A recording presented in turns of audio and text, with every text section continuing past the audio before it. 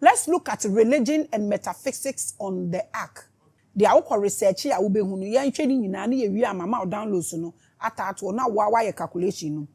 They tell us the ark was a holy relic, a sacred chest carrying the 10 commandments, a symbol of God's covenant with his people. That is the version you read in history books and hear in sermons on Sunday church. Okwa sorry ah, saadie ya me kan sese eno na wo beti. Ena me kan ye no, Aaron Puma no ana President Kufuor ne Puma no, ene ni brodo, ene Ghana constitution no, ana so say 10 commandments no, according to history no, almost say no na eda Ark of the Covenant ni mu. I've seen some scientists say that behind all these stories lies the real ark.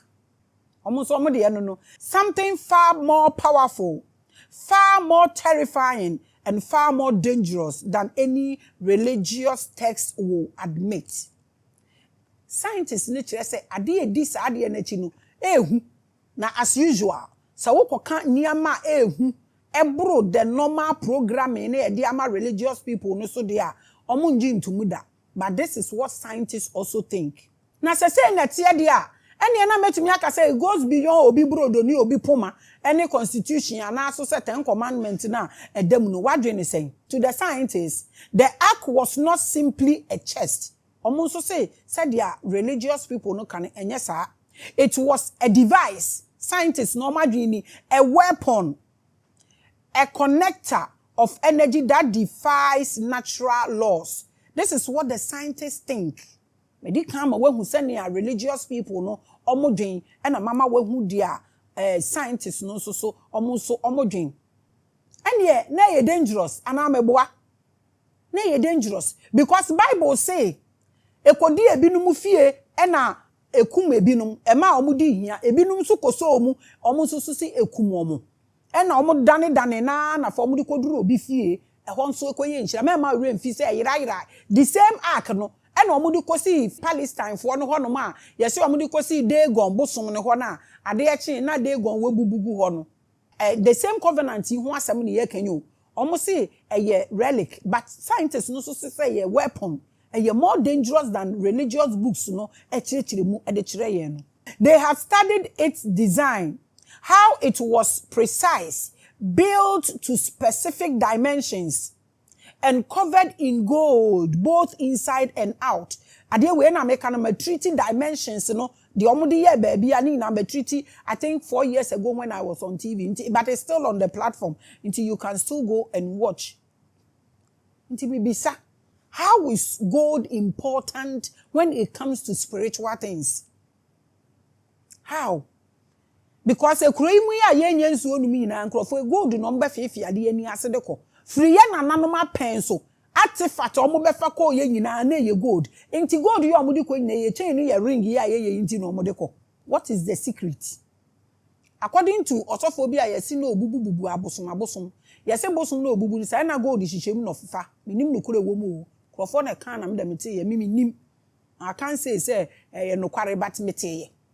But mate so pen say ade bi omo ye sunsum sem bia no omo di gold so ye den e de ka ho. Nti na bibisa say gold ankasa na den na wom because when you go all the way back to Moses emra onyankopon kire de say onsi asore dan no wo hwa obehu dimensions ni nyina baby o kire omo say ahamufa gold nye ahamufa say nye ahamufa gold edien ene wo gold mu eno na mepese ye nyina ye nto ye bonhwehwe na se bibi wo gold mu dia na wo bibini a wo ti gold ne so enante so ehya asase na se nkrofo etu kwan firi omukuro mu ba betu udi hia ye mbisa wasama na ye nja wo na wo nam ho na nwu eden tia eden ne wo gold mu moma ye ndwen no so ho ne ye hwe munim say there is gold tablets and capsules amanfo memene munim say there is lithium diamond ni nyina ayi friend is saying copper ni nyina ne tablets ne supplement wa amanfo onum kaje me no ye fufu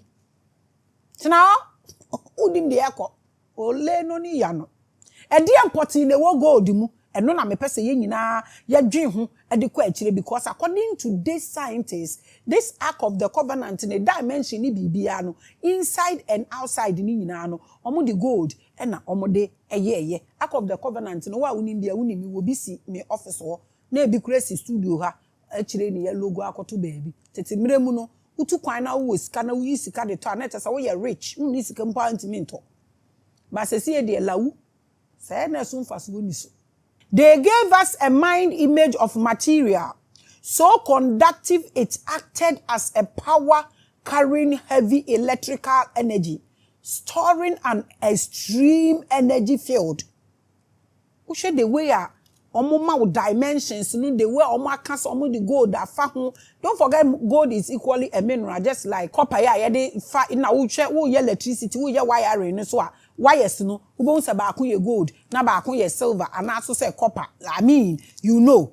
Inti no saying a scientist no calculating no mo dwen say image no mo de ma ye ni nyina no e ma ekoye te say electric force bi wo de say see impoi. Look at generators and crofo yi building e bit say suitcase kitwe bi e betumi power a whole house so hu say see niama crofo building no sebe so we ye deep thinker. If you be say niama ni bebre omo kekan say a divide pumu ni ade no you would understand that they were all gadgets. Enye nyame bi because o ship esi nsuo so ne wo aeroplane na air fly ni ade ye nipa dwen no de ye no external power bia na influence mo ye nye nyame na ye nti no wo be hu se niama nipa ye sesi enu nti wo pa che se nipa kra wo hwede a niama na esi a yesi nyame na ye no se wo hwa na che se nipa ba ne ho aba edin a che nyame ana we na esi ye to be sit back ni ye dwen kwa akire ni yesusu se nyankopon si ho obeyi u fibroid amount wo mra kolebu si ho doctors akosua de wa adwen no omode omotota asua de ehu a ombetumi de aboa na se wo da so ate ho se nyame na ebeyi fibroid na ma wo de a ile na mi maka ebo enti abusua na omu believe say eyade a omu aye a omu akava ho a ekita extreme energy field bi that could burn to ashes any unqualified hand that dare to touch it. Se wahu enti se yesi ebinum so mu na ku omu instantly electric wire. I remember this is a very sad story. Years ago Temakom 2 na nsu ato ate but na nsu ni bi ta park no ho no mu ne area ho no mu ba bia ye hatani ama no ena yi nkola ne bobo wo ho ena baako ne ball koto nsuo na etata ho no mu ena okoyi ball no akola ne si nsuo no mu ape na owuye ade ni kiki no apparently yese na wire bi electric wire bi jama'ate na eda nsuo ni mu something like that owuye like that. Enti say na ankombeka say Ark of the Covenant is wa ankombeka say na ekunu omo nka say oso mu na bia electric field electric power na ewo mu no na ekunu ba scientists describe ya kan say ade we ni say na tinti obi a onye qualified electrician ni kosom no wansom ye bekunu just like akromfo no mu ko twitwa wires ni bi twa ye na oka ye otare so na wa yetum no. Can we think about this and stop saying God? Can we say ye adwen say ye badwen yehu say niama bebre akoso asa time no na omu ni din omu de be ma no nti omu kodi gu Bible ni mu na ye ma ya adwen aye adwuma na ya more than the wo mu a we are better. Don't get angry over unnecessary things. Ye kan bibia yi kire okra wo simibu afu say uza koso mu na sade ani kun no at once de a mamu nyame nyame nye nipa bone sa ebi na electric way oni hunim de nto so mu no na kiki no because ade na nkasa po no mo de kwa omo de brass bar atoto ase enu mu na nipa so what you say could it be that na electric force bi na esi so a won saka ho directly a ebeku ho ana na mo de ase nyame se nyankopon na ekun nipa yi abusua nti se mo ehu asema yeke mumi enwi hu nkwa akire ya hye mmra ya su so ma obewu uso mu so wa na wewu e kotofom kra wo so ebi amanyame a wewu eye mmra atiri modern nipa bonesem anana de kunu ne yenim mumi enwi hu why enya bufuo. I remember how we used to draw the photos of the ark in that children's Bible called My First Book of Bible Stories. One and read bi and the jamana ne na papa nyobi ana wo beka se wa hu bi obi a draw bi o chale The Bible itself tells us that God's presence dwelled in the ark, that he spoke from between the cherubim angels that sit on the ark. So wahu enu ni o omo say yi cherubim mienu yi omo tisi aha ne ahai sa yi round here wo middle here omo no enu no omo friend mercy seat no omo say ho no mo na onyankopon ni presence no etena enu na ye round na wo no we na na make say omo so mu pagya no enu na wa ase ma ye sa episode ni nti ubetumi akohwe enu na omo so nti we mu body ni mu na uza so ye na owu ye no nti mu nji ndi say we no ye short circuit bi ana bibi ena na ewo ho ani pansa som directly a obewu ana bi a transformer bi a yankata ho yie bi muntu mi nji ntum because bi asa amre no na nimdi ewo ho no enso te say nne ya omo discover ye no betumi akọ na mo manyame ye nipa bone a omo se mfimfini hei ena nyankopon ote na abofo mienu ena omo na omo te ya na abofo kro omo nyeja na electricity and generate fire abusia mo ma ye ndwin deep wate ye mboa ye nya ye ho de mo ye nto aso e my whole episode about the Ark of the Covenant I made my dimensions, you know, by a Bible side. My whole dimension is on the platform. You can go and watch after this. But you may share after this episode. In fact, my scripture will be Exodus chapter 25 verse 22, and I read, God will meet with Moses and speak to him from above the mercy seat. The mercy seat is what I've shown you. And then what above one would round at the end of that one, and the mercy seat. I think I've told you when this ark of time sorry no only Paul Ark of the Covenant who did the whole episode about it was Dr. Juanita Bynum. Or no na time now when we were coming no na or no na noise about it about we into almost say onyankopon obeshia Moses no na kasa above the mercy seat between the two cherubim on the ark of the testimony is the same thing we were seeing here about all the commandments he will give to the Israelites.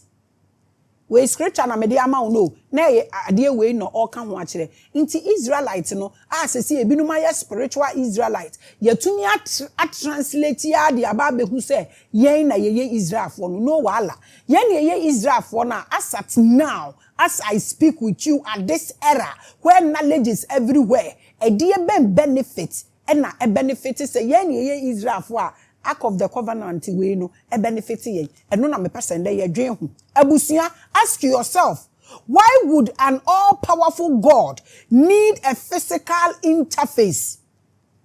Onyankrupon twedi ampon wo se your boss ro ni asase otumi ade nyina ye yankweti nanu odinano keke ne bo asase e de no hia a physical interface e de aye abusia mesremu o in fact, the beginning of Bible story, abodi fitting as any or Bible no Ark of the Covenant no baby. A question na me bisa. I want us to think about these things now. Yes, so muna yen to mean go forward no. Because yanhwe ya na ye protect ya de edi ye wuo. Enti me kan say obi enjai bibia me say mu ma yen hwehwem. This is what I'm saying. Usubuafu yentu waso webufo no stopping nothing anyways. So koso the golden layers, much like modern power cable technology, suggests the ark was engineered to generate or store a force beyond mere electricity. Yetumi dwin we hu kakra mesremu ara. We were told that it burnt those who touched it, killing them instantly. Is that not how electricity kills? Nti senka yetumi dwin kwa chire kakra anka niama bi eye ko dede no ka yentumi hu ni easy ana we de mesremu obi ebu mfome so. Was it electricity? In fact, was it electricity? Wo dwin hu kwa chire? Was it radiation? Abusia me dwin hu kakra or something altogether beyond our visible eyes? And also say eye bibi aburu ye ni ahoden so. Dangerous to human flesh. So no. This question has been boggling my mind. It was so my dream. sometimes ye men nyame ye too wicked. Say what the top from na me tomu me so mu ma wa waku me sa ahyew. Nyame o ye merciful God. A odo ne ma to extend say ne ma ye monipo oku ne baba akọ say munye free. Na say nyame we na wa de top from na me so mama okeke. Eno so waku me. Can we think about these things and ye delusional dodo? It's lemwa ye betumi ato ho aye ho bibi. Mama yembra for me bisa question ye small investigations Oh, ni amase se o. First no na nka bro nyedu a coke no ba akopese mbra nka wo papa poto coke na chese why ade mo na mo wasika na ebubu ne nketenkete akokọ nam na bro nya ne eku akokọ o. Emo na bro nya ne no amo now look at it. Bibia sesa. First ne me papa no a police penyi nti no wo TV. And a black and white o. Oso no bia be nde wonnim na na menya asem wo school a won hwe TV ni bi. We are going. Hey, omo ina mpo omo wo he. Your master say TV flat screen, you curve ones. Now there are screens everywhere. And your master don't we think say aniema na ye dwen no ye betimi asesa bibi abusia we die ya asem bi sakeko me ma obufu ma binu enu ye Yoruba me say ma obufu ade ni ye ntumi ndwen na Jonah na bonsu amini Jonah ana bonsu ni ye munu Jonah ye den home ye na bonsu na no kura tesen wa mini Jonah na otumi hu kwan koduru Neneve kofe ne so to Neneve asase so nti ye njin tum se betimi aye Enoch abofo rapture no Enoch entumi nye spaceship mumma ye nto ye bonu ye nwen kakre eno so na okoka na ye problem ye hu ne ye hu kura Ecclesiastes o senkafo kan o se bibi fufu o se there is nothing new under the sun. Say there is nothing new under the sun. Na say ye hu sa we mu nyina. Won je say niam o mu se sisi ye nyina. Bibi. Enye electricity na ekun wiza na mo de ahye nyankopon yi. Mo me ndwenwi hu e ma bufu. Now let's look at the ark of cosmic laws. The ark of cosmic laws. Mo me share. Consider the many biblical accounts where people fell dead upon contact with the ark. In fact, according to Joshua chapter 3 verse 14 to 17, the ark even split water at the Jordan River, halting the flow as the Israelites crossed. Ark no ye need electricity, tools, gadgets, accoutrement. I would see a horse see a pie suom, and many pako honomo, a to gold, ninia man, or you'll know muko reki or holding na, and yet machines no modeco. Ntia de a pie, I dear you more yen yamen a pay we. In patromi and bray a chica cray. Asama me cane. Asama me cane. I am telling you this because I've studied and listened to both pastors of different understandings as well as metaphysical scholars. Share different theories.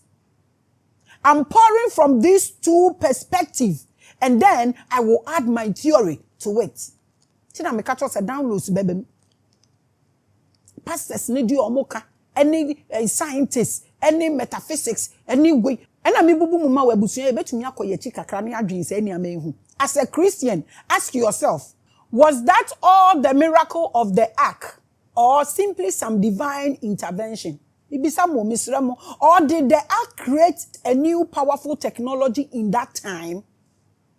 Or did it open a powerful dimensional shift? These questions. By this time, baby, knowledge na bedu. Mummy investigating some of the things. Practicing no. Sebe nebu wa utia. You feel like covering your face because na disgraceful. Se obehu so bi a wanyinye duru baby ka asem we meanwhile no obetumi investigate ya ahwehwe wontumi project wo server code kra mo na wontumi nya hwe ya wontumi download at least make research nothing deep and so we are still sleeping and we are still talking like we are talking to sleepers at this era. Where will it take us? Abusia yesre mo a se mo betumi abensa sa question ya mombra na moma ye nyina ye ntena se ne ye ndwen ho na ba bia ye dui we have to seek knowledge. That is the only weapons we need. Say ya anya saa de we ne ya hwehwe answers de a ya eti. At times, religion told us how the ark's presence caused hallucinations, madness, and overwhelming visions. High priests dared not enter the Holy of Holies, where it is kept without risking their lives or their sanity. Adentia. Tina mi ko ewo kwa no mo de ahoma no asawonan kanklan nti wo mo nte kanklan ni biom a chete otulo ogbo aden na ye ma Nyankopon ye nipa bone sa se wo ba bi a wo kɔ no se electrical force bi wo hɔ a na se wo ben ho na wan ben ho ye obetumi ewu nti omo de ade esese bi ekiki wa ya so mu atwem ye mpese ye bedwen ho akɔ akire kakra na ye me kira wo se me kira de scientist ka na ye wi ayaba me nso me ho. People steal this ark and they return it. It was not like the artifacts of the Africans that were stolen during colonialism. Yeah, artifacts baby na say na something in kofe bi bomu wi and say poto. We had a man on Revelations. This guy say no who call mu museum na niam okohu won ani so. Odi bi kire me kura na me se afem. Na wugina ho say wo nana no ye primitive anyame entua wo ka minim de obeye obiom. These people were no samre no omutumi de eja locally and they hear all this mass near artifact with gold and if no munya sa nim de no wo say no mo ye primitive say de na ye kana. We read the Bible without even asking these questions. Yem bisa so na me madane otanfo me de che say ma say me ama me so fa so ba mfa me hupo wa hwe mani matum say I don't care, you don't matter. The Bible said two powerful things to make the ark look super dangerous. Fear. Bible, the source of fear in the world is the Bible. Fear no mo be show mu ama obetumi ada no we hie Lucifer. Bronsam na ore besin na ne sen ayeko. Fear nkotin. Amanfo hallucinate. Ade na am yesa. O say nia waka niam mienu ema ark of the covenant ni dangerous. Mo me hwe. The Philistines took it and then, in terror, returned it. Oh, no, say na they gonna ebutu form. Nyankopon kakraka no. Na they na shocking the mother form. They did not merely throw it away when it started killing them. The ark looks like a killing machine. Anane ye way. Ayi for the gugu. Ye bi ana. Hey, omi enje hunko echi o. It doesn't even look like an item that can give love and favor from any God. Why is God talking from the mercy seat on the Ark of the Covenant that can kill? Was that God a killer? It just kills. Like, only mercy, it just kills. You can find that in 1 Samuel chapter 4. When the Philistines captured the Ark, plagues of disease and death followed until they finally returned it. Who are the Philistines? Say ye Ark of the Covenant no Nyankopon kasa efa so kire ne ma omo ye Israelfo. Na se Philistine fo no kofa ye. Na ekum omo de nyadewagu omo so na omo san de ba ye de a. Wo de ba nipa adwuni mu kakra bi a wadwuni suakora obehu se na kire se sa nyame ni Philistine fo ni sa apam no. Enti na no okuku omo no de omo back anameboa. Secondly, the walls of Jericho. When the Israelites circled the walls for 7 days with the ark, they were able to collapse their walls. Enti na che so nyame a esa nyame no te Ark of the Covenant mu ya Yahweh. Ono de okoma Israel fo nko a. Na musimu ye Israel fo nti sesie no. Mo benefit ye den. Uko Israel here, tourism. This is who no mudidi buses, hotels. That's what they operate there. Tour guards near there. They don't actually have anything there. But they are okay. What you also a spiritual Israelite, physical Israelite. What's up? Where you dey? This is just a question. No. Don't get angry. I said question. Why are you so short-tempered? Are you frustrated? Don't get angry. Me catch us a question. Man, get angry. So why will get angry? Why? Wow, Baba chiro comment wo bi a wo bu afunu me do ba kwa ankafo. Ehun so wo hia moa. To me, it looked like an attempt to paint the ark as a powerful thing from God. It became like a demonic item that kills at will. Just say yes, but God is not a killer like you say. So how do we calculate this? Unye bibi akra na ekum. Etofom na kosoma bu akra ekum ebekum. Is this God? Secondly, it felt like the attempt of the writers of the Bible was to create the impression that the ark was some kind of a gateway or portal for divine beings to move into our realm from their higher places. You know, Ark of the Covenant nankasa no ho nsem ni o. Ti dia me pese bibisa ne se adaka ya bobo. Na ya di brodo ne poma any book atum no aden na cause a whole lot of ade we American was a better than a whole lot of issues. I will talk more about this after I am done with the two theories in the study of the ark. Makacho say me ye research there ama na me wi am downloads na to ama na wa kwakoye ho adwuma akoye calculation no. There are people in the metaphysical world who believe that the ark is a physical gateway to the heavens. It's like a direct phone call between the etheric dimension and our plane, this physical plane. And Ark of the Covenant will be so. What was it at all? Say a portal. And then for a day, film. I had to say, what person baby direct.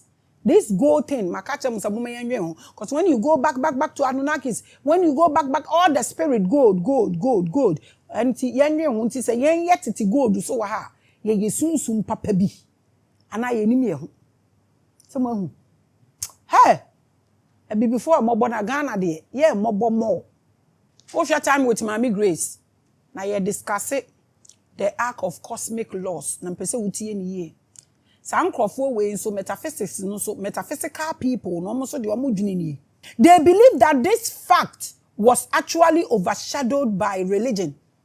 Omo feel say asem no kura ni nie na religion for religion no religious people no na writers omo bra so like King James ye no oyi demonology or ye demonology ko to ni fie no bra o Bible no je no wan fa nkan no wan hwe anim ni akire na wo hwe ba ko a wada ne ye nyina batteries with energy no head nti ye nim ni ye na ye atwimuko ade we omo kan and that it was erased from history for a reason. For example, they believe King Solomon was one person who understood the etheric portal usage of the ark. Omufili say Solomon ye nipa oteho a sa na wodwen a onupe no nim ekwan a ye fa so use this ark. So we feel say Solomon so ye the adwene na ewo wutirim no a adwene ni pe na nim kwan ye fa so a ye use this ark almost omonte ase enie. So tell me, which side are you?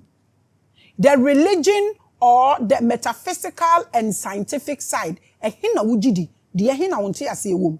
Is the ark a divine god or a channel for portal travel and communication between dimensions? De ehina wujidi isramo a question who answer now, write it in the comment section. Is it a technology for electricity or a power bank? What do you think? Write it in the comment section. Meanwhile, share your thoughts. Why? In the comment section, very important to me. In the world of spirituality, the whereabouts of the ark is a cherished knowledge. Some theories even claim that it now resides in secret archives, perhaps in the Vatican, in Rome, guarded away from our eyes. Others say the Ethiopian Orthodox Church keeps it locked in an auction, guarded by a solitary monk, for no one must ever witness what it truly is. Sometimes when they say some of these things you don't understand. Almost in says obi ehu na monk not hu no onye nipa. I just say obi ama o azan loto number not loto number me mo obi ehu. Na ne akotwa loto no wo no ho no. Sabe, ode ne hin na be ka atworo. Aya na ha dwi o. Our guest and friend Nufialaga also says it is in the Volta region of Ghana. Wabeka wo platform we say in Suda. I've heard some people also say it's in Kwewu. Ebiso say it's in Asante region. I've said that already because almost celebrate here, blah blah blah blah blah. Ebinom so say owo ho. Inti ne kola kola Ark of the Covenant nanka say ye die. Eno no bi embisa ne ho. Ah ye twe ho asem sere ne abasa. In both theories of religion and metaphysics, the ark was not of this world in 3 years. To them, it channels a mega force beyond human understanding, killing indiscriminately, altering the very fabric of reality. Say no more so much yom. Just say show. Yeah, na udi agora na woko. Ti wo hwa na this ark yom muken wo hwa wo hwa wo de your own understand wo hwa ti saying. Enya grow. Ade a yesi ye de acacia wood. Any gold na ye nti e ban se na ekuku ni pay. Ana omo bindi bibi na omo che power to mu na wo sakoka wrongly na kikiu. Ana ye den e bi so say ye portal. Nti ye behwe we nyina na ewia na yaba me ho. Science thinks it is some kind of a machine, a weapon, and possibly a technology far greater than we can imagine. This is what science also think. But why does Maame Grace want to teach us about this ark? What do I want young children to know and think about when they think about the Ark of the Covenant? How should we vibrate towards the understanding of the theories of the ark? Saying I'm a person ye new kokun, ye emotions, ye love, ye be to so na ye hu a ye redraw. And no na me person then no. Ye nhwe ho asem na ye nka. Let's move to my theories. We meme dia maka kire mo say in Ghana onipa otro theories ana editorial eka me ho mensa otabel at onumpo ni bebrebe like I have. So this is my theory. Njabusia, wait. Let's see what your greatest G have to say about this. Let the downloads ni play. Let's see how the Kasongo babe will go about this. So now let's move to my theories. And I'm going to these are downloads. Now,